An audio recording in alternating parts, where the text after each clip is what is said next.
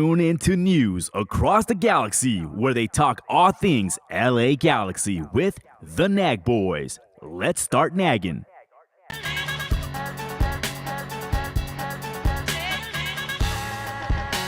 a ball for Ricky Peach.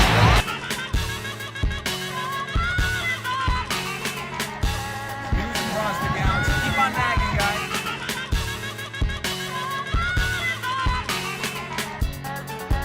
Your six-time MLS Cup champion, LA Galaxy.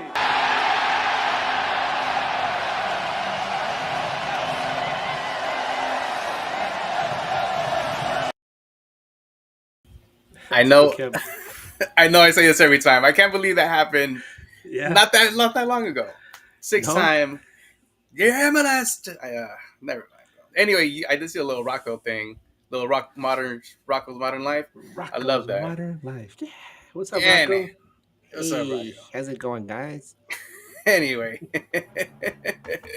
welcome to News Across the Galaxy, where we talk all things LA Galaxy. I am your host, Bryant Lobos, and tonight, next to me, per usual, Edgar Zuniga. How are you doing tonight, sir? All right. Fresh off being on the Battered MLS Fans podcast to talk some Leagues Cup. Now we're doing it next, a Monday Night Nag.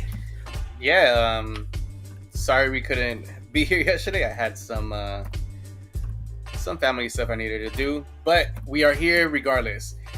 Before we get into any LA Galaxy game talk, there's some LA Galaxy news that happened not too long ago. Some housekeeping, right? Some housekeeping. First off, a player that the LA Galaxy had loaned out to Nashville is now officially not with the LA Galaxy. Johnny Perez. Johnny Perez was fully acquired by Nashville. The LA Galaxy will receive $1.8 million as compensation, with a $300,000 guaranteed if certain performance requirements are met. Edgar, does this mean anything to you? Does this mean anything for the LA Galaxy? What is all this? Just a little bit more money in the coffers, man. Which is the season is where we already know that season's over. So this is an opportunity to just start saving up, getting ready for next season. And I mean, Johnny, I think he's gonna have a bright future. Wish him the best with Nashville, except against us, of course. And with the Mexican national team, except against us, of course. But yeah, once a G, always a G. So I wish him the best. It's just this is such a weird situation. He can't really fit in this Galaxy team, but luckily for him, he was able to find a nice little landing spot over there in Tennessee. Yeah, a player that from the little times that we did see him get on the pitch, he performed pretty well. For me, and maybe a lot of people in the LA Galaxy community, this was a player that everybody wanted to keep. Maybe see him, flourish in the LA Galaxy, especially because he's a homegrown talent. I think he's from Pico Rivera, right?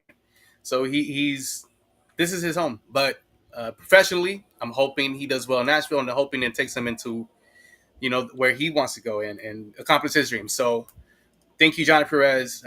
Like Edgar said, once a G, always a G. Another player that left us, was traded, I guess. Our goalkeeper, two-time MLS champion, John McCarthy. John McCarthy gets transferred to the New York Red Bulls. The LA Galaxy receive $150,000 in general allocation money and an MLS Super Draft pick. Edgar. Third round draft pick. We got to specify because that's like pretty much you're getting a bag of peanuts too. I mean, I haven't really been a big fan of the draft, but I know it's actually worked for a lot of players. One that I could think of is I forgot his name, but he played for New York City, and then he ended up going to Europe after that. I forget his name. The draft used to mean something. I remember that very first year, the number one pick was Brian McBride. Damn, badass.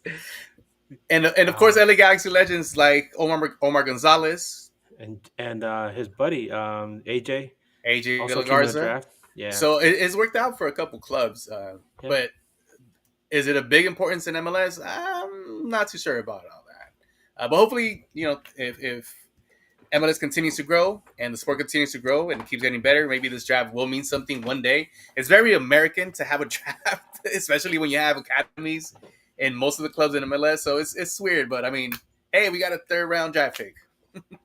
Yay! Yeah. Yay! All right, Edgar. And Um, with that third round draft pick, LA Galaxy chooses Eduardo Campos. a notification would have been cool, says Eddie. You know what? You, you're getting a notification right now. You're getting called up to the team for the super draft. Hey, third round pick. Get ready, Eddie. Get ready, Eddie. All right, Edgar. I guess we got to talk about this game. Well, no, we forgot the other bit of Oh news. yeah. Former Galaxy player, former fan favorite. Once a G, always a G as well. Jalen Neal. We heard that. No, not yet. Before that, that's not Jalen right there. That's not Jalen. But no, but Jalen Neal suffered. He suffered appendicitis. If anybody's had issues with their appendix before, you know how painful that can be. What happened to you, right, Brian? You had to have your appendix taken out. This was maybe more than 15 years ago. I went to El Salvador with my family. I enjoyed maybe 2 weeks of it, and then I got sick, and I had to get an emergency. Get my appendix removed in an emergency, and it was after. So I was playing soccer with my cousins, and I'm out there having a great time, and out of nowhere, I just feel this sharp pain in my stomach, and I'm like, it could have been something I ate last night, or maybe because I was drinking with my cousins, and something may have upset my Mm-hmm. stomach. So we're playing soccer. We finish. I go drink some water, and it keeps hurting. I fall asleep. I couldn't really sleep that night. I wake up the next morning with the same sharp pain, and it's not common. It really really bugs, and it's a really sharp pain that I've never felt before. My grandpa decides to give me a shot of medicinal. Well, it's like medicinal whiskey that they brew out there, kind of like a medicinal moonshine. That didn't help me. It's The like whole Mama day, Juana. yeah, something similar. So the whole Yeah. day, I had this sharp pain. I kept throwing up, and yeah, went to the first clinic that was available. The doctor did a couple, what would you call it, procedures on the outside to check if it was that, and it was. A few hours later, went to surgery, came out perfectly fine, except for the fact that I had shitted all over myself, and I woke up embarrassed. But nonetheless, successful, and yeah, it wasn't fun after that because I wasn't able to laugh, I wasn't able to eat a lot, and it was very painful. But Yeah. lived through Thank you. it. Thank you for sharing the detail about about soiling yourself. No, yeah, appendectomy is no joke, and Jalen Neal, it is his season. He's gonna be out for the rest of the season. You feel bad for Jalen because it feels like he found a good little spot for himself down there with up there in Montreal, and now he's done for the season. And we wish him a speedy recovery, and look forward to seeing him back on the field next season. He's one of those guys that you always want to keep a track of wherever he goes. Yeah, and it's like that with all MLS ex LA Galaxy players. At least for me, like you keep track of them. One in particular Yes, that I have Sasha. been kept, yeah, except for Sasha. You can eat except for Sasha. Like I was gonna say, like the banger that Efra scored, right? You see Oh man, if you haven't seen that, you gotta look it up. Uh, Julian is playing mm, in Bournemouth as well. But yes, talk about that banger because that was directed at Eddie for sure. oh, that was amazing, right? He got that.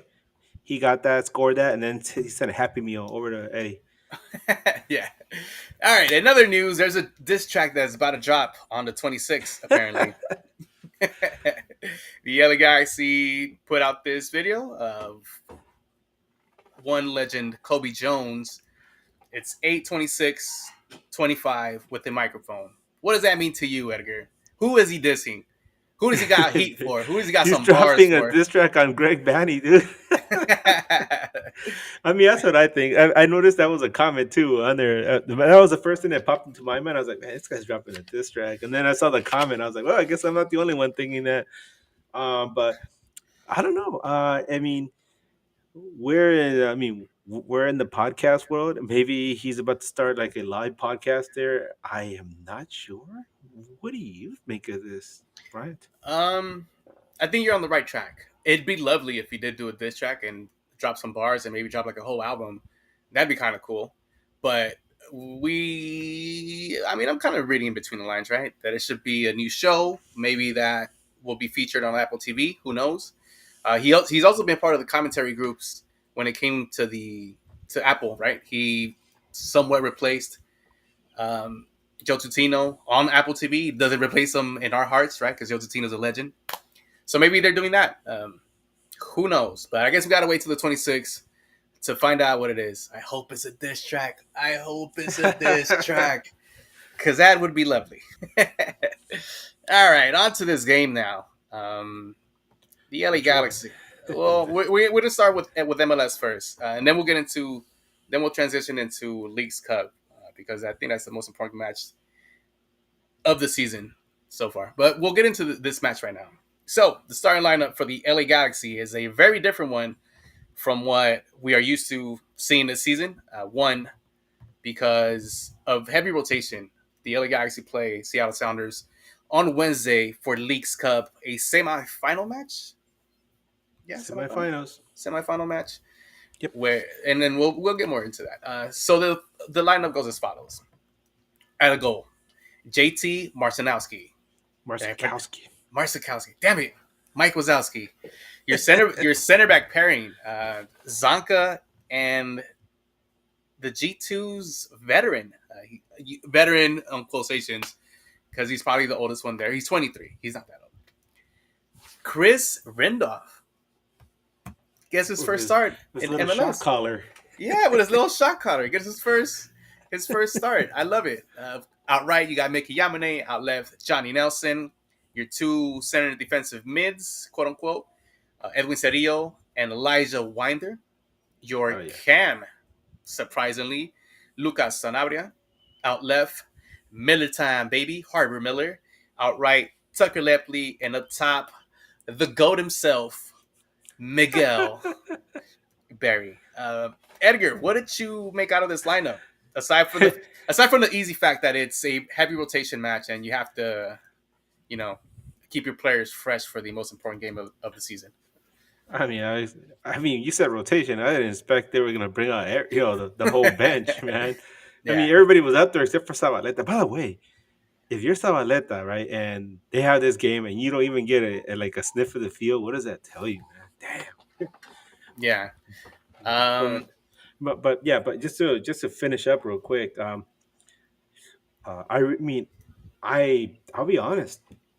I posted a little meme of Raul Wiggum saying, I'm in trouble, right? Because I figured Colorado they're going through a good run of form right now, and they're catching LA Galaxy at a time when the team is vulnerable because all the focus is on Leagues Cup, and then Galaxy puts out this roster. Obviously, they don't have like their top stars, but I mean, would you fault me? I mean, I thought I was chatting with our buddy Matt Pollard. In case you guys are wondering why we didn't have a match preview, our buddy, he likes to hike. He went on a long hike. Something happened. He had an emergency. He had to have search and rescue actually airlift him from a mountain, so he was not available. We hope he has a good recovery. I think he's doing fine though.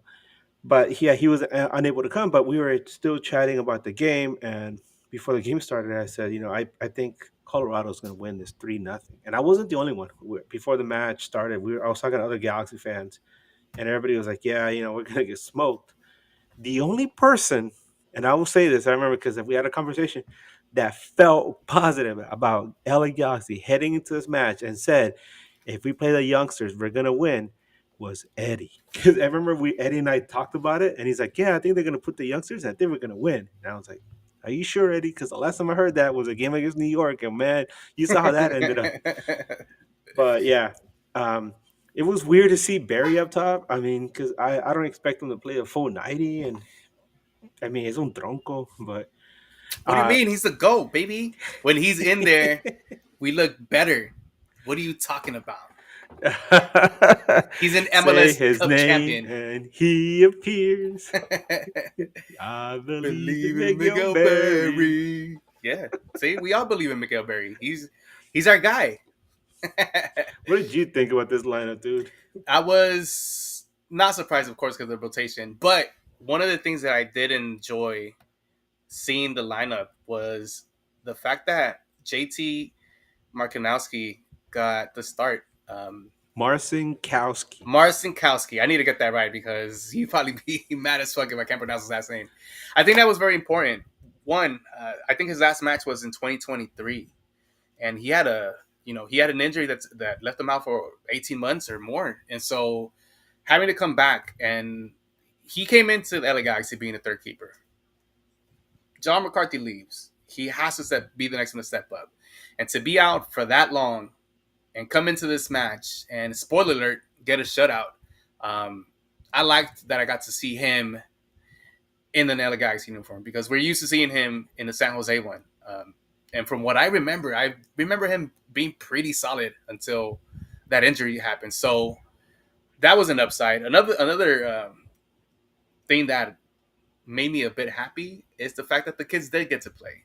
Winder, Harbor Miller, Tucker Lepley, even Rindolph, who I didn't even think was ever going to see the pitch with the first team this season. I was pleasantly surprised with that. And it's something that we've been clamoring for a long time, but seeing that this season is a wash, it was perfect for these kids to come in and maybe get in some repetitions that they desperately needed to, make their case for next season or maybe make their case for Wednesday's match, which was, pretty good to see for me. Yeah, I am remiss. I did not mention Marcin Kowski. You thank you for bringing it up again because the last time San Jose played it here in LA, I remember talking to our buddy Saz, who covers the Earthquakes, and he was telling me about Marcin Kowski. He's like, he says when he's healthy, this guy's good. He was in a running for MLS Keeper of the Year. He was one of the best goalkeepers up until the time he suffered his injury. He suffered the injury in a match against Club Deportivo Olimpia from Honduras. And the way Saz described it, it was horrific because he said Saz says he was near the field, and then Marcin Kowski went up to make a stop. When he came down, I think there was a collision, and he said you could hear his bones snap in his leg, Oof. and I think it was a lower leg injury. He broke both his tibia and its radius. I think I want to say I can't remember the names of the two lower leg bones, but horrific injury. He said it was just horrible, and um, he needed surgery and all this recovery time. And now it's so nice to see him back. Even Saz hit me up. He's like, "Hey, what did you think? What did you think of my boy? Was he good for you guys?" And I'm like, "Yeah, he didn't really get tested. Surprise, surprise, but it was just nice to see him back, man. When somebody comes back from a potentially career-ending injury, that's always a plus. So nice. It was really nice to see him out there. Yeah, 100%, and it's good to see him in the Galaxy jersey. So yeah, and to kick off this match, the LA Galaxy got on the board early, 7 minutes in. Harbor Miller. So I seen the post game interview with him, and he was asked to kind of walk us through the goal, and he said that he had gotten hit in the middle of the field, didn't know where the ball went. He kind of just ran up to see if he's able to, kind of receive whatever cross is coming, and it was in front of him. He just shot it. He knew it was going in. He started celebrating.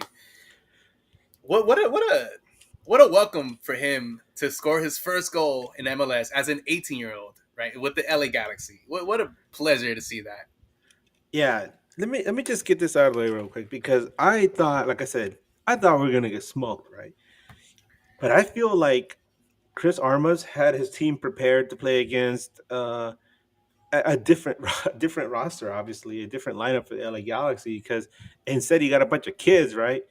And my God, these kids were hungry. Like you said, that goal by Harbor Miller, he took a bump, right? He was down, he got up, and he kept, following the play. The ball eventually comes to Miki Yamane, who then like makes a really nice pass. Yamanin, man, he had a fantastic match. He passes the ball to him, right, and he comes running in, slots it home, gacks up 1-0. Our buddy Matt Pollard is texting me like, "Whoop, there goes that prediction," and it's 1-0 Galaxy. Everybody's celebrating, and it's like, what? How often do we get early leads, and how often do we get to celebrate like this? And especially with the kids, what a pleasant surprise! What a nice way to start the match. Yeah, and it's not like it came on accident. The team looked good with the ball in possession. They looked like they had purpose moving forward.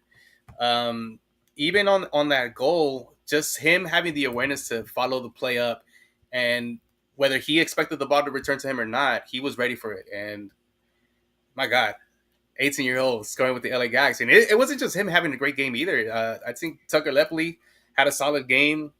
Elijah Winder has a potential to be the next outstanding player of the match for me in this game. And of course, Cedillo, I mean, you could call him young, but he's been here, in the starting lineup for a minute. And so seeing that, does that give you, do you have more questions for this squad, knowing that the kids are able to play like this and give you something uh, Well, than times before? we're getting a little too ahead though. Yeah, I think it's something we could discuss at the end of once we So just put a pin on once we that get one. to the end of the yeah, put a pin on that one because we definitely can come back to it. But yeah, there was a completely different energy on the field because what we've been seeing all season at this point is like it's like a drink that has gone stale or is watered down, and you drink it every week, and you know what you're gonna get, and it doesn't taste good, and but this is what we got, right? And so you're like, fine, okay, I'll have it, but what we saw out there was completely different. It was so refreshing, and the kind of energy that they brought, and that was nice to see. There were so many questions about the depth of this team. Can some of the guys off the bench bring that some kind of energy? But when you see Paintsill and Peck try to do the same thing week in and week out, and they're frustrated, and you see them pounding the grass, or you see them just shaking their heads, and you see their just heads down, hands on their hips, just frustrated.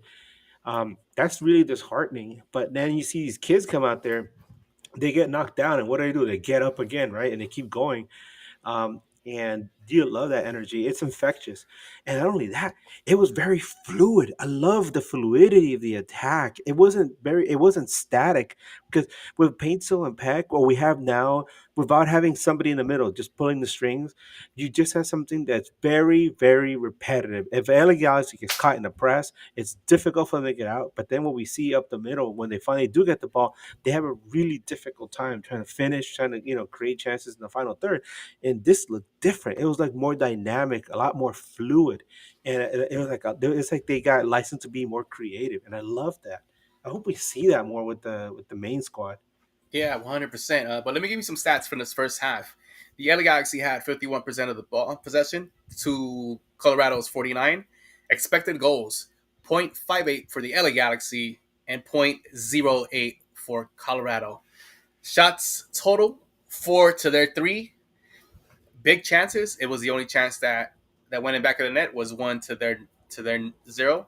Accurate passes, the LA Galaxy passed 90% accuracy, and Colorado with 91. So yeah, what you were saying is, hold some truth to it, because if you're 90% accurate without one of your main DPs to start off, which is Ricky Pooch, and then with your veteran presence in Marco Royce, to have that possession and still be able to score and still look this good with the B squad, it was great to see. It was great to see. And the LA Galaxy go to have 1-0. Very positive. I don't think there was anything from my end to critique about that first half. Do you have anything to critique about that first half? Like maybe they could have done better. No, no, I think I don't have I don't have much complaints. Um, there was just a different kind of energy in the stadium as well because it was Marvel night, I think, and they had like they had the scarf giveaway, the Spider-Man scarf giveaway. Don't worry, Eddie, I got yours. I got yours, Eddie. There was a giveaway, and there was like people dressed up like Marvel characters going around the stadium. Oh, and I failed to mention something. Yes, go ahead. I brought my son to the game, and I've mentioned this Yeah. before. My son, whenever he attends a match, the Galaxy is undefeated. Before this match, entering this match, Galaxy was 7-0-0 with him in the stands, and so I was like, I'll bring him along. And people were like, I ran into some friends before the match, and I told him, oh, but I'm a little guy. And like, oh, oh, cool. That means that we're gonna win, right? And I'm like, nah, I don't think so. I think we're gonna lose this game. And they're like, oh, that's sad. He's gonna see his first loss. But Ezra, Hell my no. son, was not having it, man. Shout He out was to pissed. Ezra. Shout out. He is the good luck charm. I think from here on Bro, out, you should probably bring him to every home game. That way we can man. have. We're getting ahead of ourselves, but the comments I was getting from the people surrounding where we were sitting at the end of the game started getting louder and louder as the game progressed. I love it. I love it. All right, so the second half starts. Before we get into the goals, let me give you some stats from the second half. In the second half, the LA Galaxy lost the possession battle. 46 for the LA Galaxy, 54 for the Rapids. Expected goals 1.76 for the LA Galaxy and 0.86 for the Rapids. Total shots are 12 to their 9. Big chances 3 from us, 2 from the Rapids. And the pass accuracy, they were tied at 88. Edgar, do these stats mean anything to you? Uh, because we know the LA Galaxy 130. I think I was surprised to see how toothless Colorado looked coming into in this match, because coming into the game, I thought they were doing great. Like I said, I thought they were going through a good run of form, and not only that, they had just added Paxton Aronson to the Yep. club, Mm-hmm. to the chagrin, to the a lot of criticism from other U.S. soccer fans are like, why are you bringing in this young talent from Europe to play in Colorado? How dare you? The Rapids were like, give us all the smoke, we don't care, right? But yeah, no, he was there, and so um, we knew he was going to get some playing time at some point. So the hope was that Galaxy were able to have a pad that lead, because you knew he was going to have an impact once he came onto the field, and he almost scored. I'll give him that. And he's very quick, but just for whatever reason it was, Colorado did not look comfortable out there. I don't know if it was because they were dealing with these kids who were just really hungry and doing the most that they could with this opportunity to go out there, get the start, and play. But Colorado looked uncomfortable. They, not one point did they ever feel that it looked like they were like gonna settle in there and like really create some threatening chances. Not that they didn't get their chances. Like I said, Aronson almost scored at one point, but it did not look like the Colorado team that we saw earlier in the season. Some may argue that this is Colorado. I know they had this conversation with Eddie, and he doesn't really believe that they're where they are that 7 seed. He thinks they're much worse. Um, I could see why he would say that, but the fact that they have more wins than us kind of neutralizes that thought. Eddie does say that that's a bad move for Paxton to come back to MLS, and I would say it's a bad move for Colorado for DP in them. To be honest, Well, I've heard some different things. I heard that he has family in Denver, so for him it's almost like a homecoming. You could almost argue that coming home, especially on the eve of a World Cup year, it makes a bit of sense, because you get used to your home cooking, and there's a chance that he might be on the final 23 for the national team. But then again, it's not like he's going to one of the more competitive teams in the league, right? mm-hmm. And not a particular contender. No, I mean, no offense to Colorado, but you guys just lost to the worst team in the league, right? And we had our scrubs out there, but yeah, it's a very interesting move. And like I said, Colorado, like their whole social media admins and everything, they were all like, "Yeah, bring it on. We want all the smoke. Yeah, yeah. We know that we're gonna get a lot of criticism, but we don't care. We feel like we deserve this. We'll see. Time will tell. Yeah, Time will tell. 100%. 55th minute, another youngster with their first ever goal in MLS, Elijah Winder. Uh, Told you this kid's gonna be good, man. I think so too. I've mentioned this before on the show that he looks like he has the skills to be a solid MLS backup. And last night, what was it last night? Saturday, he had a great game. I saw the post game interview with Greg Vanny, and he mentioned how. Well, first off, he mentioned how great JT was, especially coming after that injury, something I mentioned earlier. He also mentioned the role that Harbor Miller was playing. He went back to his academy position, which is a winger, but he was kind of like a hybrid winger, wingback.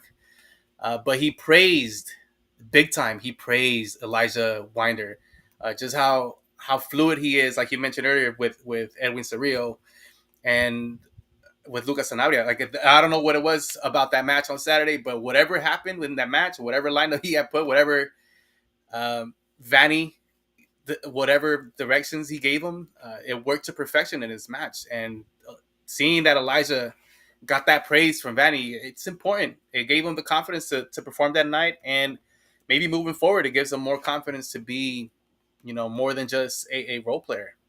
And we'll see. We'll see what happens with that.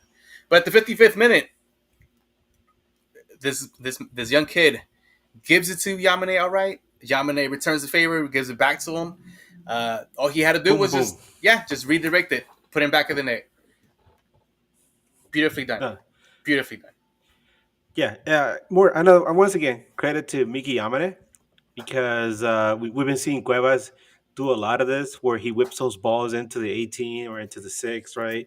And creates some chaos and leads to some goals. And here we are watching Miki Yamane do the same thing. So it's really nice to see Miki have that kind of mentality in the match. And of course, I was really happy when I saw Winder score. I was like, "Yeah, Yeah. Eddie's probably shaking his head somewhere right now." Well, he did say it's one game. Relax. No, because he's actually played a couple games with the first team. So shut up. No, I do like Winder though. I enjoy what I see from him. Mickey Yamane assists his two young kids for their first goals ever. You love to see it. You love to see it. And of course, the LA Galaxy go on to score a third one. But do we really want to go over it? Because it was Yeah, Gabriel Peck. Of course, they came in as subs. It was Gabriel Peck, Joseph Painstill, Marco Royce, and who else came in? it was Peck, Royce, and Paintsil. So, I do have a question for you in this one. Was this the right move to put these guys in, knowing that the game was already done? Yeah, I think so. For two reasons. Uh, you want to ice the game, and I feel like bringing these guys in gives an opportunity to put this game out of reach. There were so many chances to score, by the way, towards the end of the match, and also you want to give these guys just a little bit of time on the pitch in preparation for the match on Wednesday against Seattle. Um, but I don't know if you guys noticed it. I felt like there was a change in the way the team was attacking. I mean, they did score. Let's give them that. But there was a different change. Like you could tell, like they were operating at a higher speed, and all of a sudden it was just like they went down a gear, and things kind of slowed down a little bit more because now you're trying to feed the ball to Peck and the Paintil and Peck. Let's just talk about that goal, man. Peck, what a nice goal. Yeah. Obviously, Paintil gets the ball to Royce, who sends a really nice pass into space. This is what I've been saying that Peck needs, especially, I mean, Peck and Paintil, but especially Peck. This is the kind of stuff that he loves. Passes into space where he can run onto it and go one on one or try to cut the corner on a cornerback or on cornerback. I'm sorry, on a Center wing back. back. and a wingback or a center back. Yeah, I mean, the He, NFL's coming up, the football I know, season. right? I'm So thinking yeah, NFL, I get man. it. I get it. And crazy, and heads right into the box and score a goal. It's exactly what he did. He made Stephen look like a clown, man. He put him on skates. He's knocked that goal, negged them, um, make it 3-0. But the one thing, like I said, that was kind of what no, it wasn't kind of upsetting. It was upsetting. Hmm. Was that Pizzo had at least two legitimate chances to score as the game was winding down, and oh my God, did he overcomplicate things? Like there was a son and a father and a son next to me, and I could hear them talking. They were talking in French, and they were like, they were very excited to see Pizzo come on, and they were like wondering, if he was going to score. And those two times where he really, my God, all he needed to do was tap the damn ball into the net, man. And he just tried to do too much, or he took an extra step, or he took an extra dribble, or he tried to, instead of shooting past it. And those guys, they were just like, no, no, no, no. And they were just like grabbing their heads. And, everybody was just upset. And it was like, what the hell, Paintsil? Yeah. Keep things simple, bro. He's like his own worst enemy at this point. But we've seen flashes of him, I guess, get back to his previous form, where he was, things were a lot simpler. But then you see this, and I really hope that this is not the Pencil that we're gonna see on Wednesday night. Oof, hopefully not. Um, Hopefully not. and of course, there's all those rumors about a certain Riquísimo Puig might be coming back. Yeah, we'll Uh, get to that in a bit. I mean, you Well, never know. yeah, we'll get to that. So the LA Galaxy at home at Dignity Health Sports Park take the W against Colorado Rapids 3-0. A shutout. And first shutout for JT Marcinowski. Nice clean sheet, baby. Clean sheet, baby, on his first game back after a year and a half or so of no action. I love that. Um, let's do some awards for this match. Unless you wanted to say anything else about the game, anything that you saw. Oh, no, not much. My son had a fantastic time. He was Hell yeah. celebrating. Hell yeah. And the people around me, my friends, that I've sat with for for almost 20 years now. No, it has been 20. It's like, yeah, it's been like 20 years. They're all like, "Hey, Edgar, why don't you give him your ticket and then we'll go pick him up? We'll personally pick him up in a limo and take him to the game every game." And I was like, "Oh, you guys, come on!" And they were like, "Man, you better bring him to every match now." And Season tickets for Ezra. And you know by who? This jerk mentioned it. Hey, jerk. who the hell is this guy? I think it was gonna happen that fast. Listen to that audio too. He's got that basement audio right there. Yeah, you do Oh got yeah, the I basement. didn't connect no microphone or anything. No. So I was like, let me What's just up, Eddie? Welcome back, man. No. Hey, welcome to the show. Yeah, thanks. We're like that. Welcome to the show. Man, I was like at the gym and I had a headache. I was like, why do I have a headache? And I'm just listening to you two like praise all these guys for being Chris Arm ass in Colorado. All right, give me your negativity on this No, match. no, it's just that it's one game. Like relax, and then like I told you, I think Armis is Vanny is to Armis what Schmetzer is to Vanny. Damn. But it is kind of strange, right? In the season that has been so unpredictable, you get another like dose of unpredictability like this, where you get this lineup, right? And you're like, okay, Colorado's, they're going through a good time, in the season right now. They look like they're better on form on paper. They look better, and they got Paxton Aronson, and then Galaxy just the kids are like, we're gonna go out there, and they ran circles around them and they beat them 3-0. The one thing I keep saying is like Colorado looked so toothless. They're like I mean, they didn't do much. they kind of are right. And then you made some good points, right? I go back to I was listening, when you were talking about how there isn't somebody in the middle distributing the ball. when Paintsville and Peck are in there. I think that's kind of disrespectful to Royce because Royce plays on the balls. But I think the problem is that they do too much, right? And I think back to when I was giving Ricky criticism last season, and once he got hurt, Royce came in, and Fagundes was running that, and they were playing Vanny ball.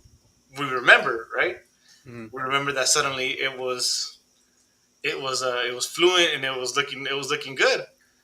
And I kind of think of it now. Now Peck and Painter are trying to do so much, but these kids come in, they're in practice every day, and they're playing Vanny ball, and it was probably one of the better games we've put together. A 90-minute. Well, I mean, there isn't much to look at this season, but it's the best game we've played in all 90 minutes. So Yeah, I it think was.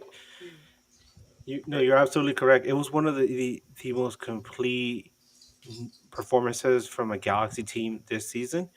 And but the one thing I go back to what I was saying was the one thing that was really refreshing to me was how fluid and dynamic they looked, especially in that first half. It didn't look static at all because, like I said, you get so used to watching, Peck and Pinto trying to do their thing, and after a while, you just get frustrated. And we saw some of that with Pinto, right, at the end of the match. But these kids, man, they were doing all kinds of really fun things, and you could tell that they were out there just enjoying themselves. I And mean, how many times were we said because I think this is like the most I've sat next to you guys like in a while, and then what a season to sit next to you guys. How many times have we sat there and look at Peck and be like, well, he's gonna try to do the same thing every time, mhm. cut into his left and shoot, cut into his left and shoot. You know, Predictable. yeah, it's super. Predictable, man. So, well, this is the thing, though. I know you said that we're giving them too much praise, but they deserve it because it's been such a bad season. Because they are playing a team that's in the playoffs. Because we're not. Yeah. This was a good game for them, so we got to Yeah, give them their praise. I'm not trying to discredit him, but I'm trying to bring you back down to reality a bit. I mean, this is the one Finder- match that they get. Finder this, finder that. In Yeah, you're hating. MLS Stop hating on them. an MLS Cup winning team like last year, Winder doesn't sniff the bench. Well, these are the We'll see that, matches man. where he could grow into a player that can sniff the bench, and it looked like it last on Saturday. He looked like Looks like that player.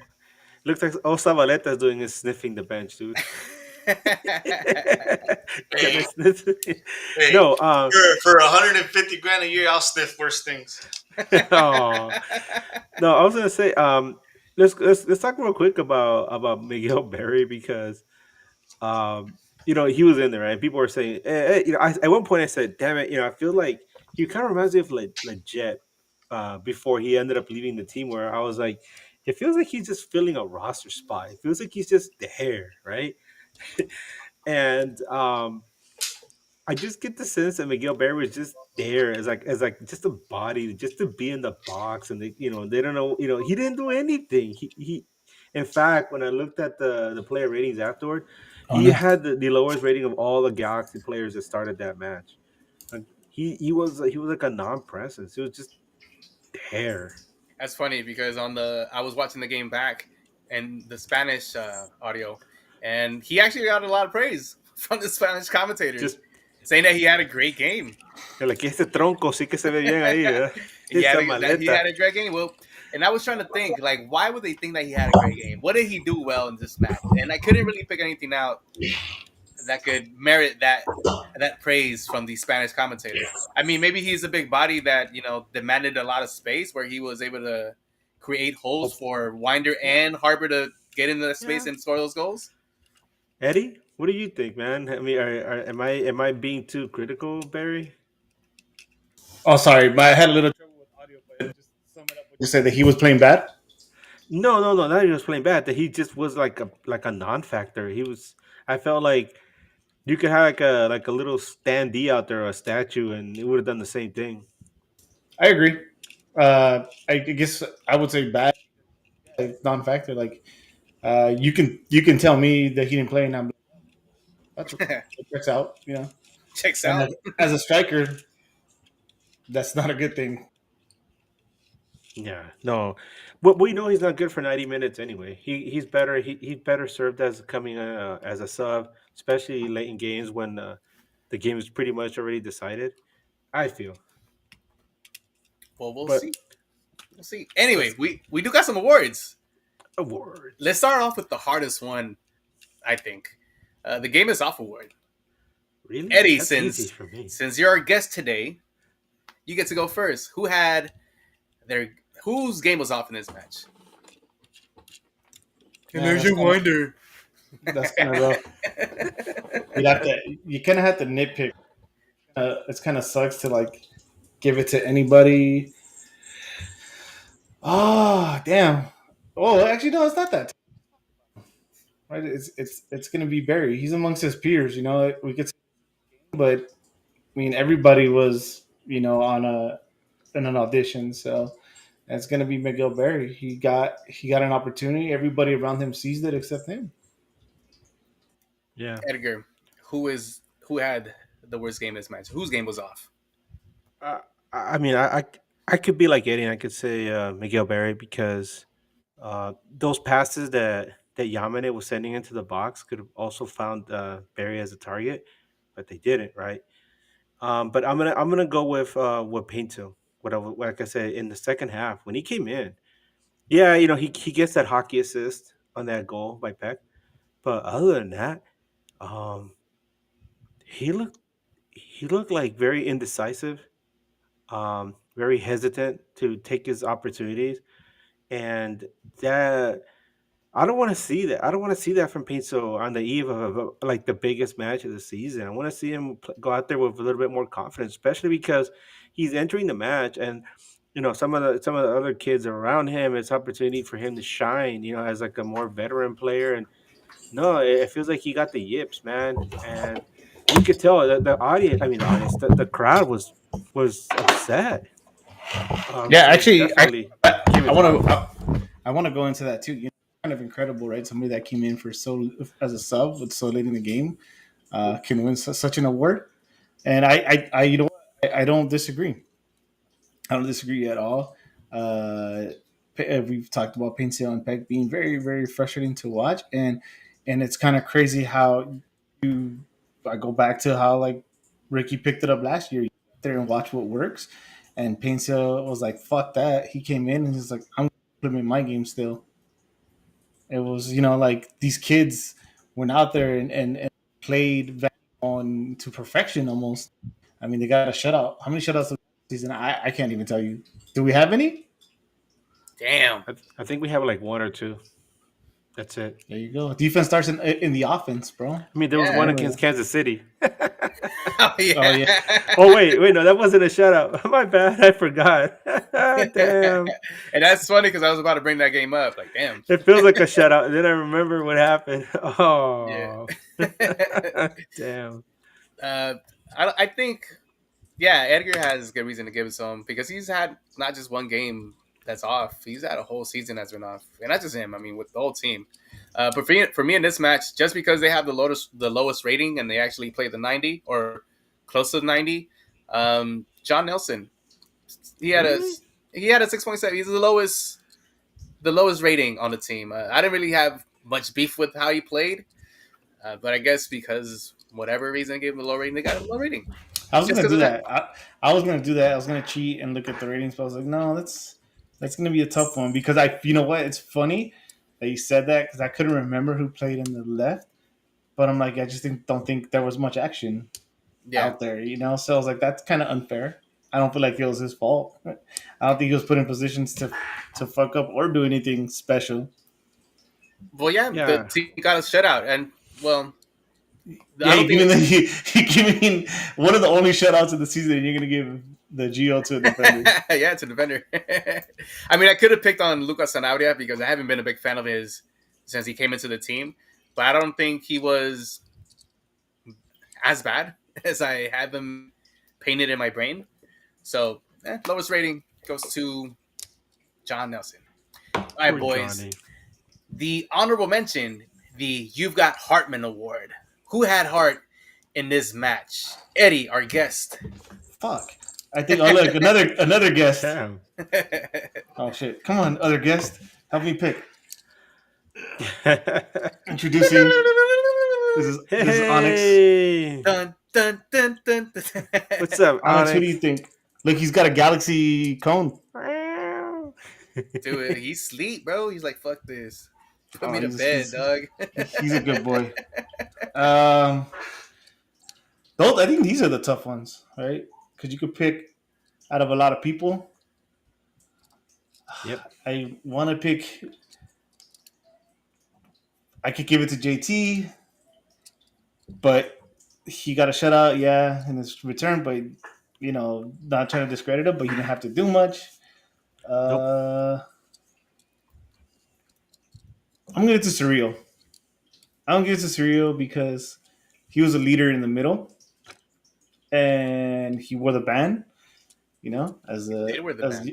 a young captain, and I think he played his role really great. I'm going to assume he has a high rating in football. I'll look it up right now, but I got I you. 7.2, baby.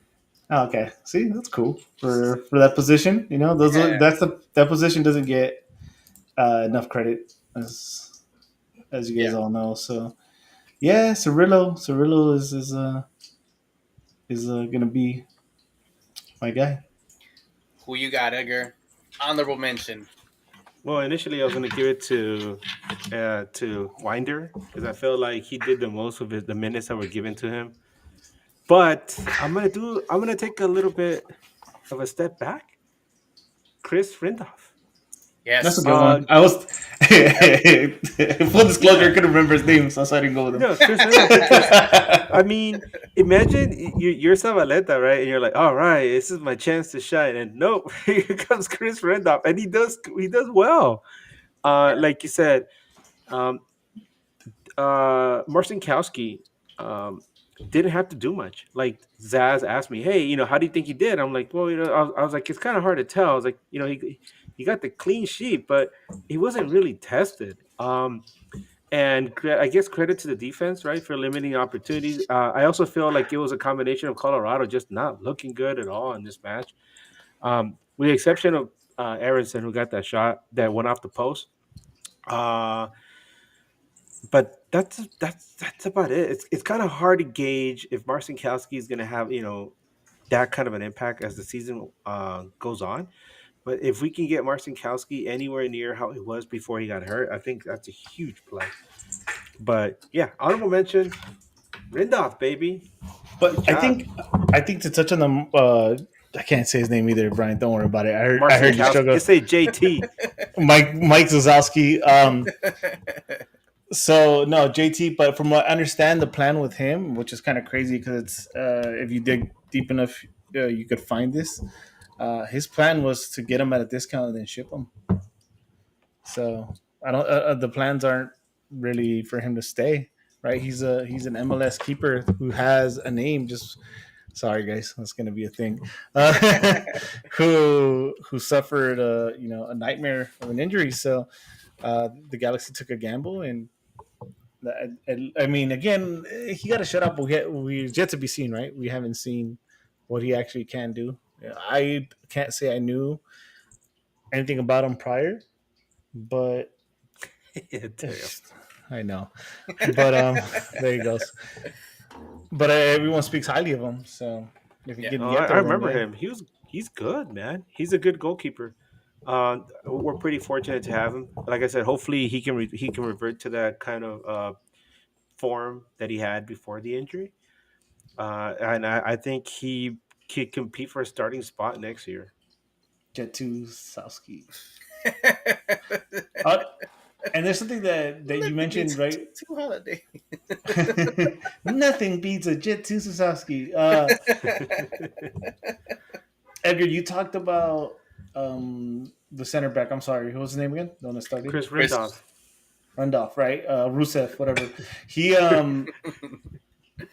he had a good game. Yeah, I'm not gonna take that away from him, but it helps. It helps when you're not uh, you're not causing turnovers in when you're in transition, right? Or where you're someone like with like the Paintsell situation. I think Paintsell's been the biggest. What's it called? He's been the most guilty of doing this, holding and holding and holding Yeah. and turning it over in bad positions, right? So I think that helps a lot not to have those guys do that and get hit on their counters. And concede goals where? Down where? Down the middle. Down the middle. Down the middle, right? Do you again? I'm trying to take anything away from him, but he played solid. But do you remember him having to scramble for a ball or anything in a panic? Mm-mm. Mm-mm. But it was. It also it's high praise for the center defensive mids that were in there Yeah. Yeah, I was covering gonna the say. lanes and team. all that. No, it's the whole team. It's the No, I was gonna team. say Winder did come back a couple times to like Yeah, clear some balls, and like that's one thing I was. That's why I said they look very fluid and dynamic. Is um, they were all like you said, Eddie. It wasn't just one or two people. It was like the whole team was just moving, and it was constant movement. It wasn't like they were locked into a certain position. They were covering for each other and like and moving around and keeping that mobility. I think really threw Colorado off because they were and probably prepared for like what the usual Galaxy stuff is, and then they got that instead, and they're like, what the hell? They couldn't handle it. Yeah, yeah. think about how many times I've I know I've said this to both of you, right? Where Painto has it, and I made that comment or that joke, like, "Fuck, I feel like Painto hates Royce or something," because Royce will be right there and he'll be doing the, and then he doesn't think about it, right? Royce can't really. Royce is smart. Royce will cover, you know, uh, angles and paths, right, on the defensive end. That's as much as he's gonna do. Here and there, you'll see a tackle, but when Painto holds, it's to the point where Royce is already at the edge of the box. That's kind of not where you want him to get the ball. You want him to get it deeper, right? Pinto runs, plays it back, and and then that's why it looks more fluid, Edgar, because the ball was moving, right? You didn't have one guy. All right, I got it. Let me go hide, and that's what I'm saying. And then Winder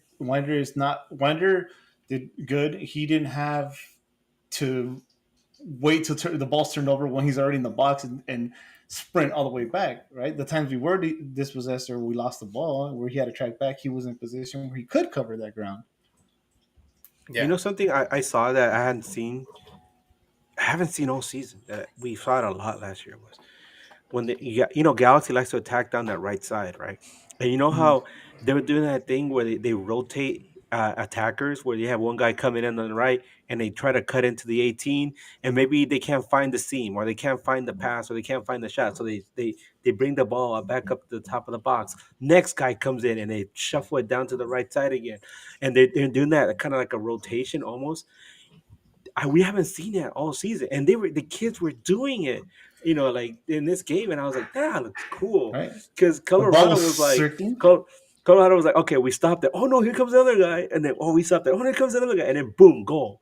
And I was like, yeah, that's what I want yeah. to see. Yeah. The 100. ball was circling, right? The guy wasn't like, okay, speed time, Nope. Give or it to me. let me go to my left and shoot. That was happening.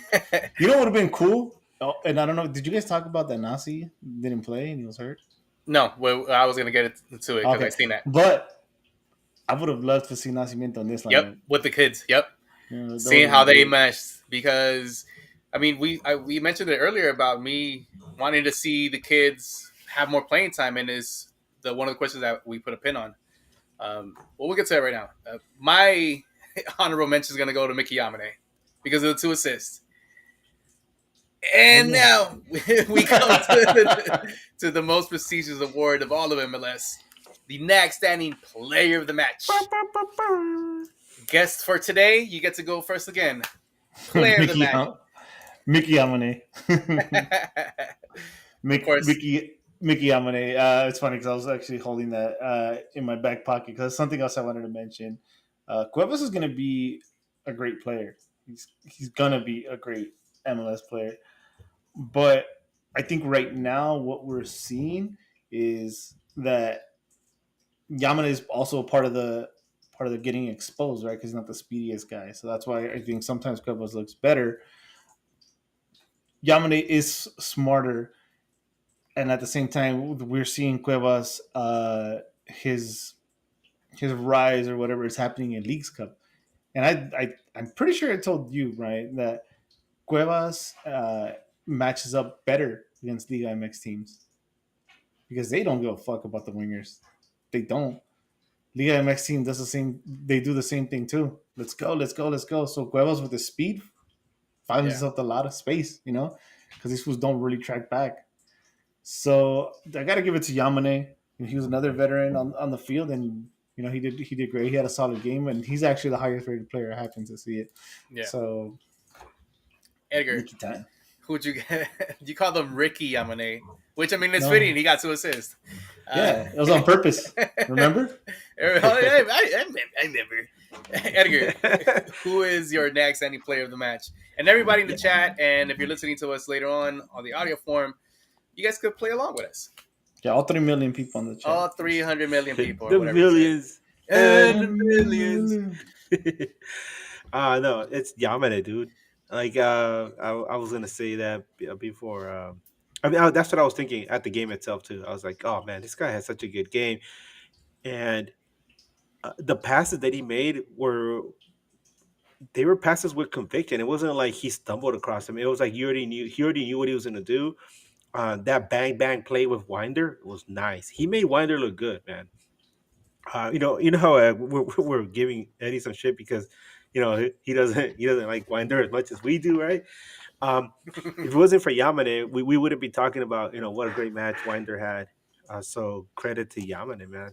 I mean, no. Aside from that, I think Winder had a No, stellar he had a game. Aside from him scoring, and Yeah. that is why he's going to be my next any player of the match. Bro, Well, I was going to do a double one, but I don't know if I could do a double one. I was going to give it to Harbor and Winder because both. Yeah, Yeah, Harvey both Miller against- did good, give dude. it to both of them. Yeah, give it to both of them. It's the first time they're going to get the most prestigious award in all of MLS.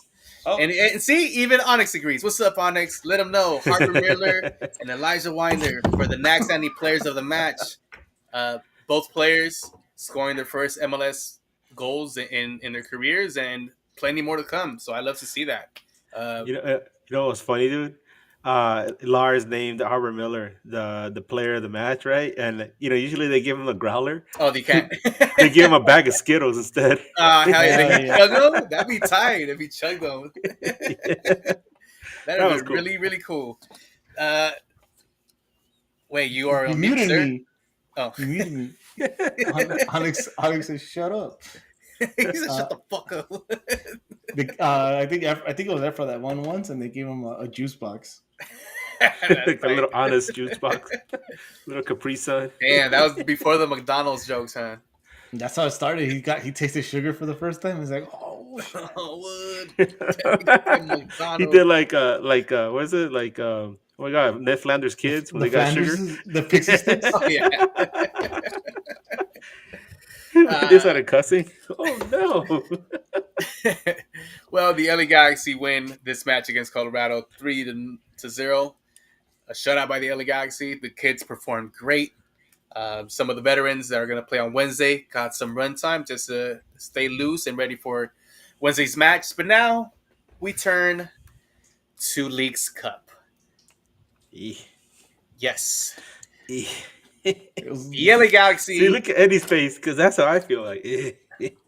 The LA Galaxy is prepared to take on Seattle Sounders. But before that, they took on Pachuca, eliminating them in a 2-1 victory at Dignity Health Sports Park. Did you guys want to kind of quick recap that match and see and maybe give me what you liked and you didn't like that could probably transfer to this match against Seattle? that was for I Chris just- Klein. What? That was for who? Chris Klein. What do you mean? I was there for that Liga, Super Liga final when he scores the bicycle. Oh my god, that was when Donovan missed that goal at the end. kick. He missed the PK, Yeah, so I'm saying he missed that penalty at the end. and yeah, and I'll never forget that with that stupid goalie that was like that bandana or whatever it is. Oh yeah. Oh, yeah, I do remember that. What's his name? I forgot what was his name. Sendejas or something. I forgot, man. Go to so Oh, People don't my forget. God. people don't forget the LA Galaxy Ah, beat Pachuca 2-1 in the Leagues Cup quarterfinals. They are facing a familiar foe, a familiar rival in the Seattle Sounders. Who wants to take a crack at it? I know we just lost to them 4-0. We got our ass beat at our house at a match. What I said right before the match, we're going to lose 4-0. What do you guys I think about this match? I can't believe that I saw them lose at home 4-0. They're gonna get clapped again this weekend, and then I'm gonna go watch them get clapped again in Seattle. Now this is I'd love to for the Cinderella story to continue, but I think is it Russian doll Edgar with a little doot, doot, so Mm-hmm. what's it The called? Russian nesting dolls. Yeah, so Armis went into Vanny, and now Vanny's gonna go into Schmetzer. Damn. That No. sounds like a very interesting video there. Oh, also, just wow. Yeah, take that out of context. Also, very important. Very important. Seattle is flying high. They rested Yes. players and they Yes. fucking thrashed Kansas, anyways. Yep. As it was anything you can do, we can do better. Hey, we thrashed Colorado. What you mean? They're a playoff Yeah. team. Is Kansas a playoff team? All right then. There we go. We got it. We got I will Hardwood say- Miller. We got I'll- Elijah Winder. We got Miguel Berry. We're good, baby. They got De We Rosario's son. Oh hell no. No, I was gonna say when I was on the MLS Batter Fans pod earlier tonight, and the guy who covers Seattle, he's a friend of Cameron's, by the way, and he mentioned that one of the things that they're very proud of is how deep their team is right now. They have depth at every position. They are one of, if not the deepest team in MLS. People talk about Miami. Miami's very top heavy, right? You have the five main guys, and then you have other players that are okay. But then once you get into the bench, not so much. Seattle, they had like three guys that were missing against the Galaxy in that game where they killed us, and these are all starters, and they still destroy the Galaxy. Yeah. By the way, do you guys find it interesting? Look at that bracket there. It's almost exactly the semifinals for MLS Cup last year, with the exception of in Miami, it was Miami. Red Bull. Yeah. So I find it very interesting. There's a lot of weird stuff. Like I mentioned on my Twitter how like um, who would have thought, right? The chances that these Final Four teams, right? Seattle versus LA, Orlando versus Miami, and then they play each other in the regular season the same week that they play each other in League's Cup. And both Miami and Galaxy take losses where they give 4 goals. That's just brujeria. I don't know what the hell that is, man. That is really weird to me. But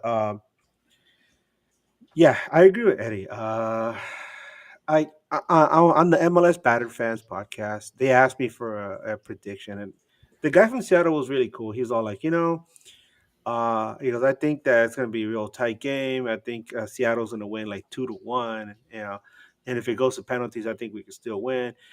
But I was just like, I told him, I've been negative the entire season. Let me pick up that little tiny little piece of positivity that still exists, you know what I mean? And I let it speak a little. And I said, I think the game ends 2-2 and Galaxy wins in penalties.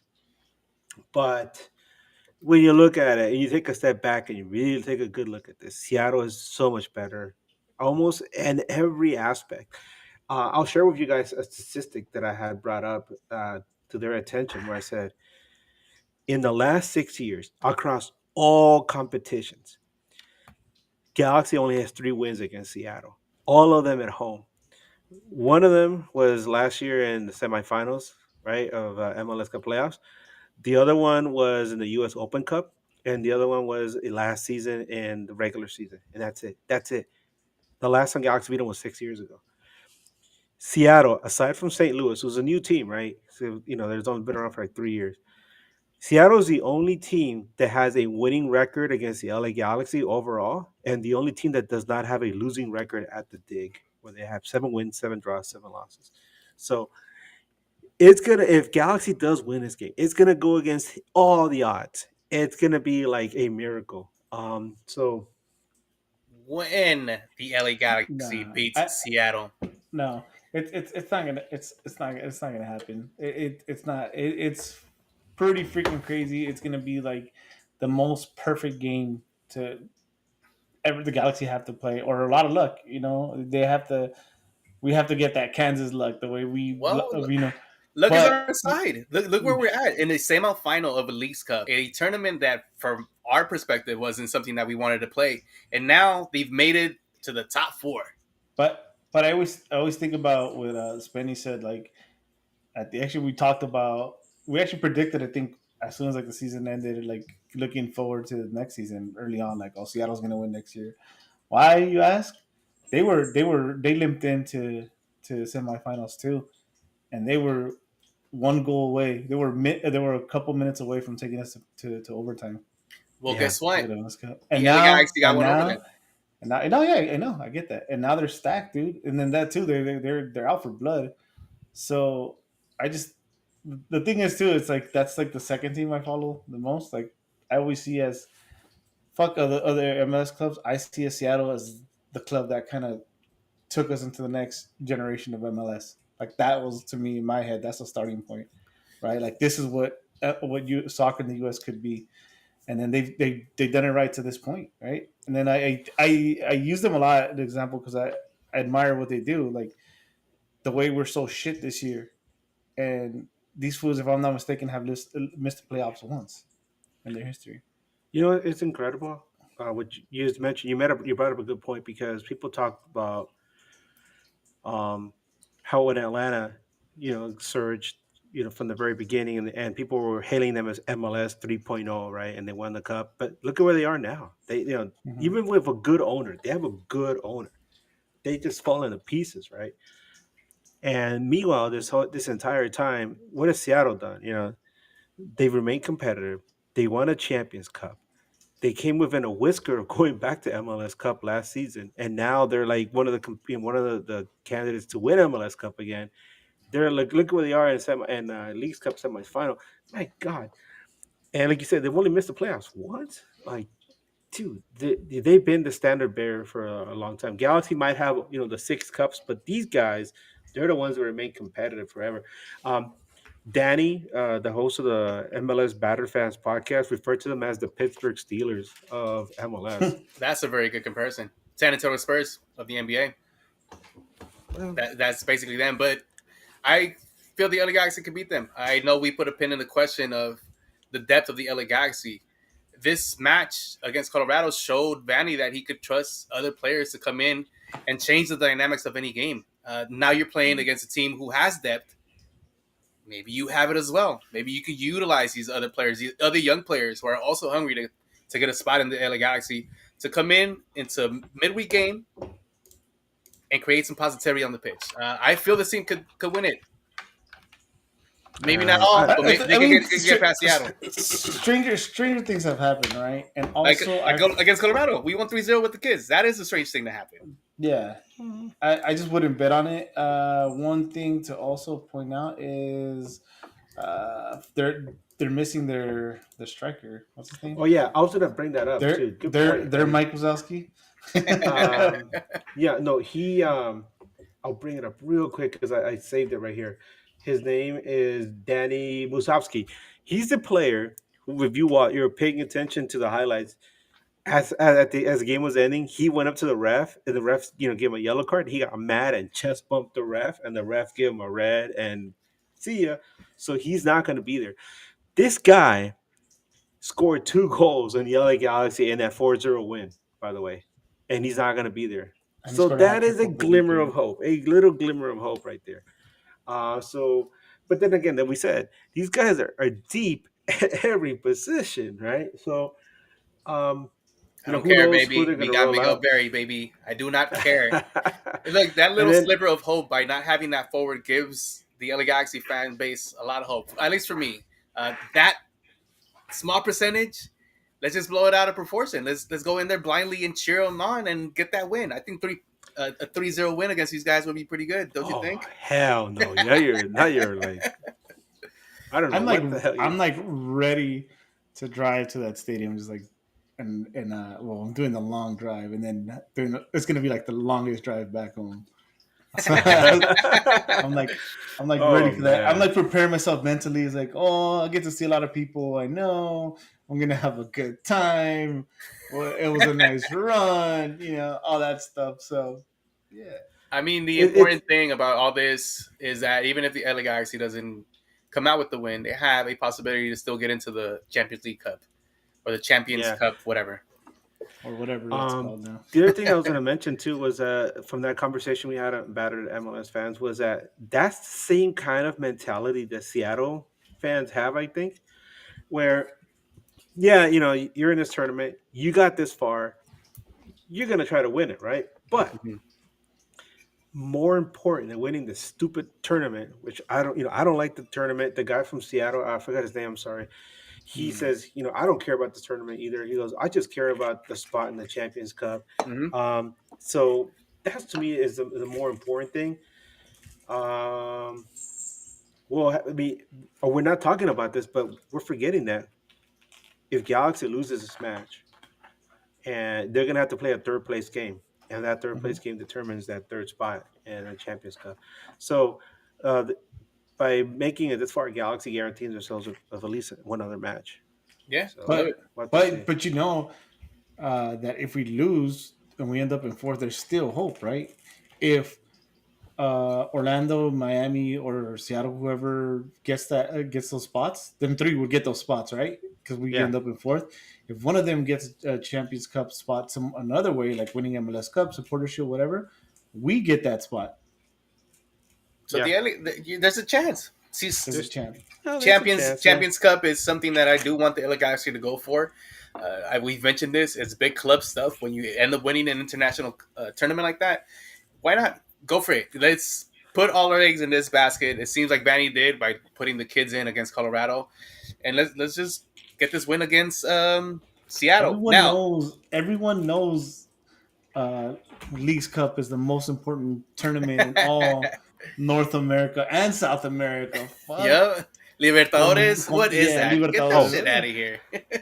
By the way, I See do want to you see share a what bit. happens over there? Yeah. Oh shit. Yeah, I know. Sheesh. No, I wanted to share a bit of trivia that the Seattle podcaster shared with me. He was like, Okay. "Do you know what?" He goes like, "Do you know what Vandy's connection with Seattle is?" I'm like, no. I was like, Let me see. he's like our first season. He was our color commentary. Oh, that's He, funny. he, I would never. he's guess he did that. color commentary for the first season of the Sailor season before he went on to try his hand in coaching. But yeah, he was there from the very beginning with Seattle, and I was like, what? Okay, that's interesting. That's something I can bring up in a trivia night or whatever. So he's throwing the game away against If we- Seattle. Got it. If we win, he's like the Pat Riley or the Sportstra, whatever the fuck his name is. Eric Spolstra. Yeah. So for this upcoming match, Mateus Nascimento has a groin injury. Oh man, Maya those are Yoshida. so tricky, dude. Yeah, Maya Yoshida has a leg injury, and of course, you mentioned this earlier, Edgar. Ricky Puig with a ligament injury. Does he come back for this match? I don't want him to be back at all this season. Wait for next season. Wait for the off season where he could, join the group and train together. Are you guys comfortable with him coming back if he does? Hey, can you imagine if they put him in his game, and then like 5 minutes in, Roldan like tackles him and he tears his ACL again? Nah. No. See, that's the thing that you need to avoid, bro. Come on. He gets the assist and then he loses the other one. Damn. No, Roldan, no, it's Roldan again who like injures him. Oh my god, Roldan But it's would the- be, like, it's the police other escort Rolando. to leave the stadium. It's the other Roldan this time, and the other leg. That's what I'm saying. Oh, that's messed up. I mean, it's too high intense to come back in that game. Like, if for whatever reason he happens to suit up, that's all he's gonna do, unless we're up by a lot, which that'd be crazy. 3-0, baby. 3-0, baby. You mentioned the other ones. The one that is most important is Nastimiento. I mean, I'm gonna say it. I mean, if I don't know, maybe you guys agree. I kind of, as of right now, I like the Zanka Garces pairing better. Then Yoshida? Yeah.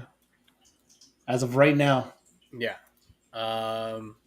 If you don't have to rush him back, don't. But you do need his presence back there. I think he commands a lot of respect from the rest of the players on the pitch, especially when he wears that captain band. But if you don't have to play him, don't. Look at how the season's gone, though. Look at how the season's gone, and then you're gonna bring a guy at the end of his career coming back for an injury into a high intense game to come back into the most important match of the LA Galaxy. So I'm talking about. Season. I'm talking about right now. Yeah. I'm not talking about like if he was healthy and everything. I'm talking about right now. Yeah, right now, no. Garces and Zanka is gonna have to be it. Would you agree with that, Edgar? And what about the kid that came up from G2? You play him Yes. again next to Zanka? Fuck, you're, At you're least, at asking least for. no, no. At least have him on the bench, in case of whatever. I think that just the way he played against Colorado merits him having another opportunity to see how he does against a stronger opponent. But this is a crucial Um, game. I don't think Yeah. you'd oh be able yeah, to start this young man in this no, no, position. but here's a good question for you guys. What can you take from this result against Colorado that you can apply to the match against Seattle? Because there's got to be some positive, some things, some takeaways. You can be like, I, okay, we learned this, or we learned that, or we know we can count on this person or that person. I thought I was pretty clear what I said. That Vanny Ball works. Oh yeah, He has to but get everyone to buy into it. That's what I take from it. It's like again, back. I always go back to when the Ricky got hurt and he finally bought in. It's like he needs to go to practice, slap him around. Bobby Hill him, use him as a stick. Like, look, you see what happens? If these guys can do it, I'll start these fools instead. yeah. Bobby Hill, that boy, right? Hey, Uh, it turns out Hank Freaking Hill loves soccer.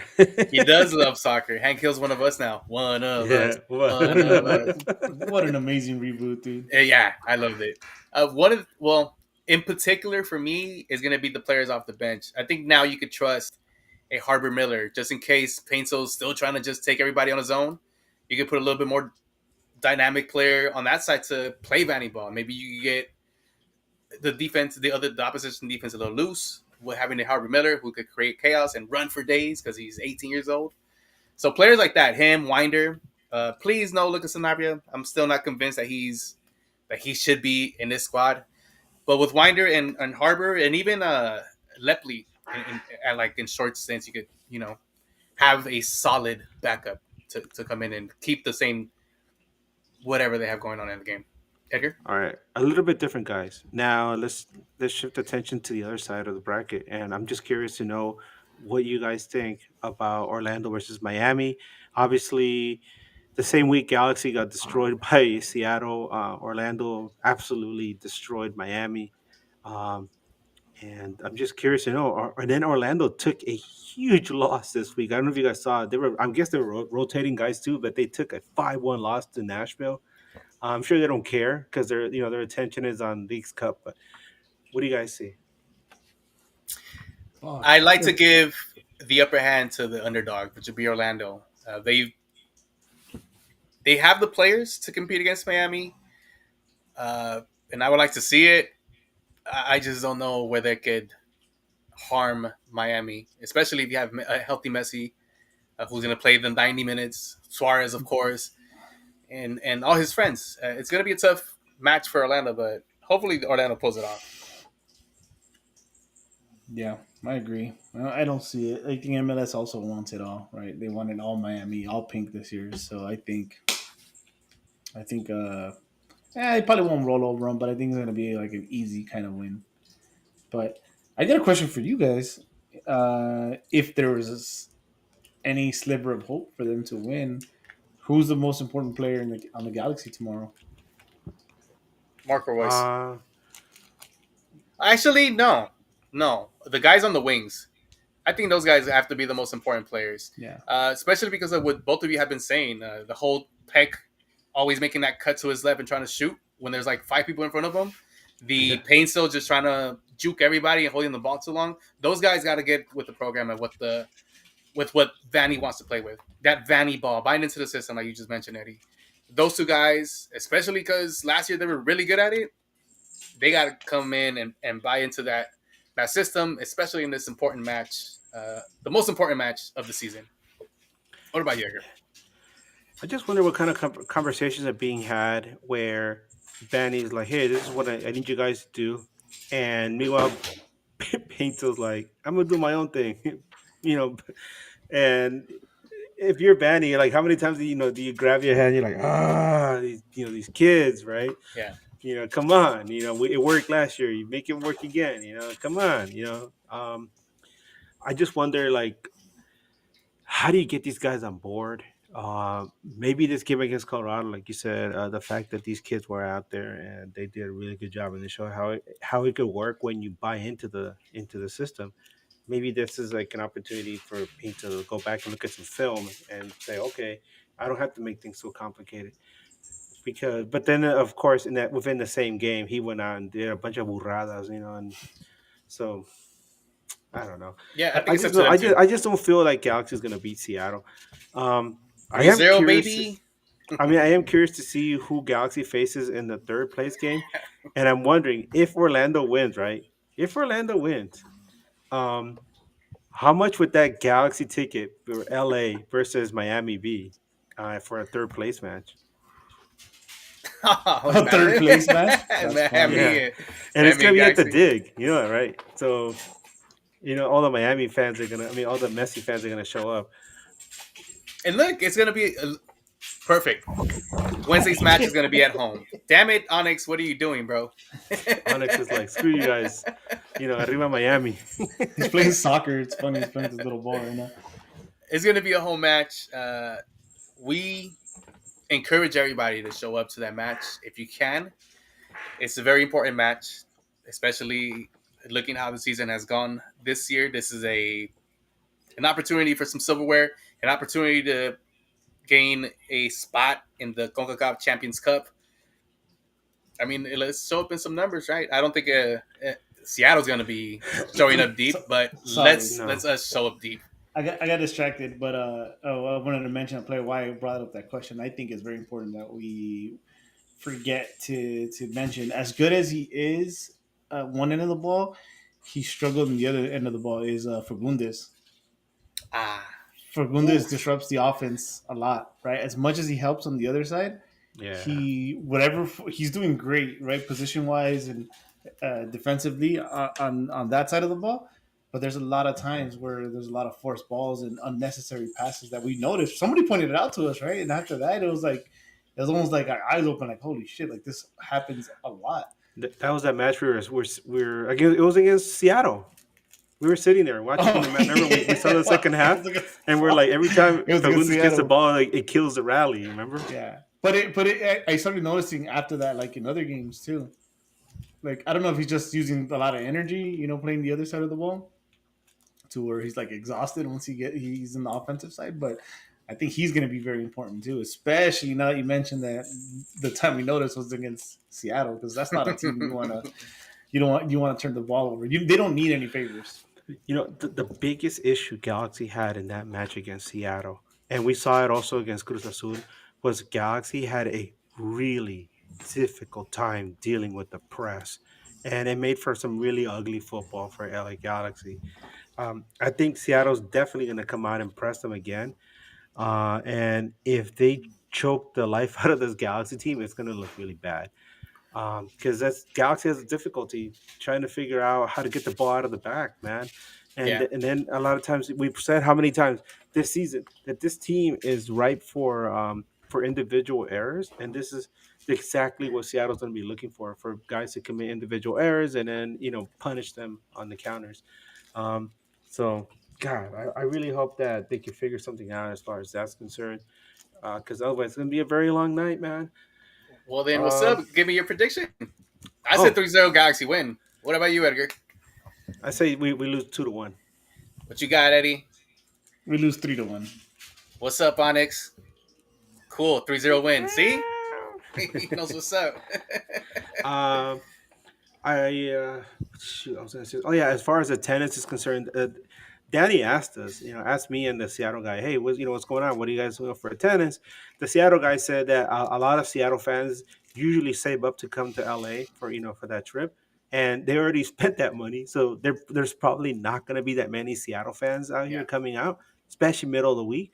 Secondly, he said the Seattle fans that do live out in LA, he was like, they're probably not going to be compelled to come down middle of the week, for a late night match, For because League's Cup. for League's Cup, right?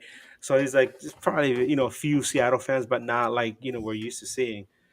Now, I'm just curious to see what the Galaxy turnout's going to be. I know that ACB is still boycotting, the League's Cup. Outlaws is still with the silent, protest. But then you got Galaxians and Lars. So Eddie, in the back, Eddie, what's your Oh, answer? What's your question? I got a great question. You guys ready? What's Ready that? for this one?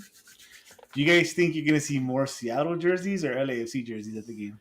I'll Definitely go with the LAFC. latter. Yep, I'll go with the latter. That's a good one. I see an LAFC guy walking around with an LA Galaxy championship ring. There you go. Oh, it is gonna be that guy. Hell yeah. Well, what time do they play tomorrow? Actually, on Wednesday. Actually, I don't even know. Who knows? We were all joking about how like the Orlando guys are like, well, we had to start a game at 8:30. I'm like, fool, we had to start a game at 9:15 p.m. Man. Oh yeah, that was a late match. 7:45 kickoff. That's what it says on here. These They're late fucking starts, liars, man. bro.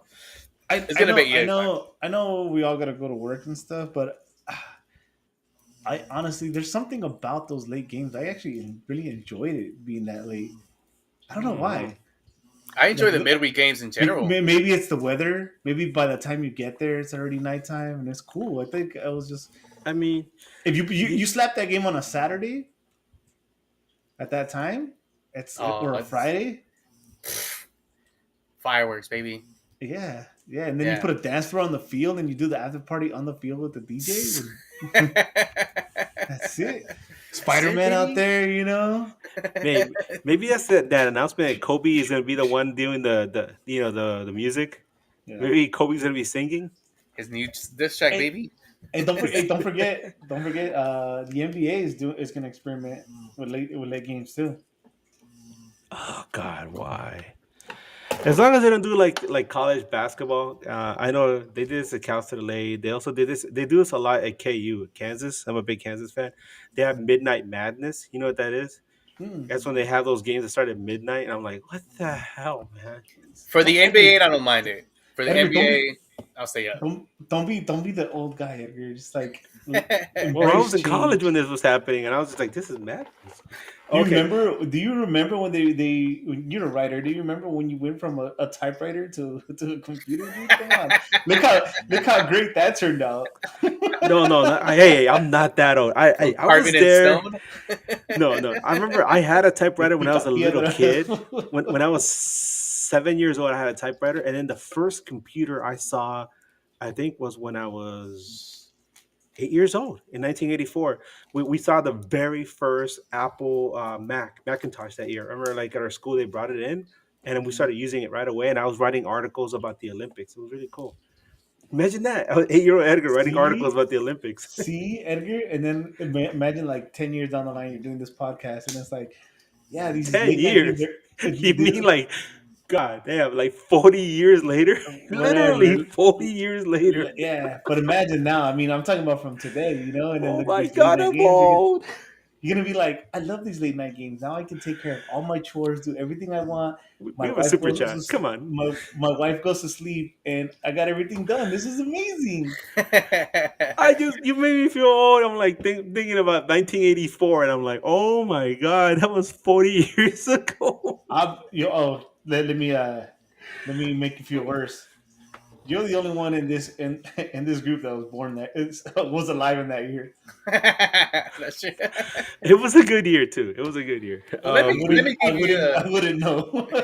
Let me give you some youthful sounds for you, Edgar. Like Danielle said, Ricky stroking his hair, right? You know, Adam, thank you for the super chat. He asks, "You guys decide if the Galaxy?" Hell yeah! Apparently not Brian. Nope, I am not. We're gonna win that game, baby. 3-0, Yeah. baby.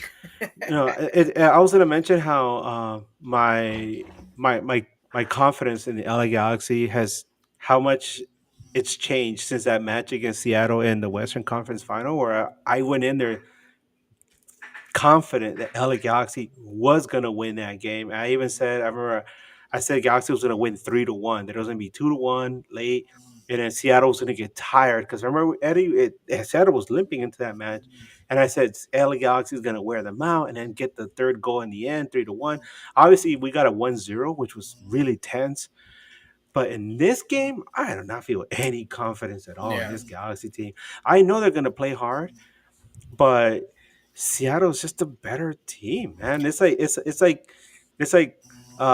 The Simpsons, Homer, right? Going up against Derek Chatham, yeah. And it's like It's like Omas versus Microman. Oh, not that bad. Come on, man. Fucking Microman. I do want to see what the Microman. record is between Schmetzer and Vanny when it comes to important games, because I know last Damn. year Vanny got one up on him. You're He gonna also look it got up one and up on him it just is on owned. on the finals, right? That's true. He did beat him in the finals. This is another opportunity that he gets to one up him in one of these important matches. So You know what? we'll I'm see. curious to know how Galaxy does against Seattle in playoff games. Let me look that up real quick. See 'Cause another one. that could be a little shred of hope we can give people before we sign off because it's getting late now. Yeah. Yeah. I have While to go look Edgar them up. looks up those playoff stats against Seattle, which I think we're gonna have a winning record against them, if I I'm think correct. so too. This could be another win under the LA Galaxy's belt when it comes to important matches. I'll go bold and try to take a guess. I think they've only beat us in one playoff series. One playoff series Yeah, and when it was that's when Dempsey and I don't remember with Dempsey, but that's when they won their first cup. All right, you that's guys a want good to one. know? Here we go. So, Galaxy against Seattle in the playoffs have only faced each other 8 times. Galaxy have 5 wins, Seattle have 3. And the last time Seattle beat the Galaxy in the playoffs was 10 years ago There you go. in 2015. Let's go, Vanny. You can do it. You can do it, baby. Yes, 3-0. go. Let's get some We more got a healing super music chat. for Ricky Pooj, Edgar's age, and my knees. Edgar, my knees. He asks, was there any booze the first game Galaxy and Seattle played this season for Christian Roldan because of the conference finals last year? I think there was actually. Every time he touched the ball, there was booze. I don't know, man. You know I what? don't think so. You know what's kind of screwy? I was gonna mention how I guess maybe because of Leagues Cup or other whatever circumstances, but the MLS scheduling is so screwy. It's so weird. You know how we were talking about how we went almost half a season before we finally saw Colorado, and then we played them twice within a matter of like 3 weeks or something. Um, and now we Galaxy didn't play Seattle until like sometime late in the season, and that's really weird to me. And I think by this point, the whole incident with Roldan and Puig, I think completely like is somewhere That's else true. in somebody else's mind, especially because of what a horrible season it's been and all the off the field distractions and issues that have been happening as well. Um, and then the fact that they completely destroy the galaxy, I don't think it was that much of a factor. But if we bring it up enough, People start maybe booing him. people I'm start booing him. I'm pretty sure they did it. They didn't boo him because by I think of booing this season, and I can't remember exactly who it was, but it was a random ass goalie. Do you remember Edgar that kept getting booed?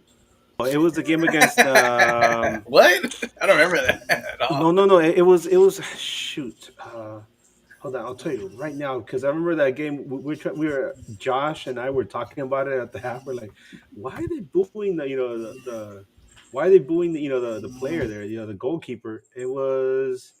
I'll tell you guys right now. Let me just bring it up. Is your cat snoring, Eddie? No, I hear it on my feet. It's one of you guys. I could hear it too. Oh, it was against Austin. It's It was right. against Austin. It's on It was Brian's Stuver. side. It was against Austin, and it was Stuver, the Austin goalkeeper. Yeah. People were booing him because they thought Brad Stuver was like just trying to delay the game or something. And so it wasn't that. It was just all the players were complaining that the balls were deflated. So Oh, Stuver was the one who yeah. like called the attention to the ref, and people thought he was time wasting. And it wasn't just him; it was like everybody on the field was like, "Yeah, these balls are not, they're not inflated correctly." But for some reason, the fans are like, "Boo you, punk, boo!" And Yeah. Stuver was like, "What did I do?"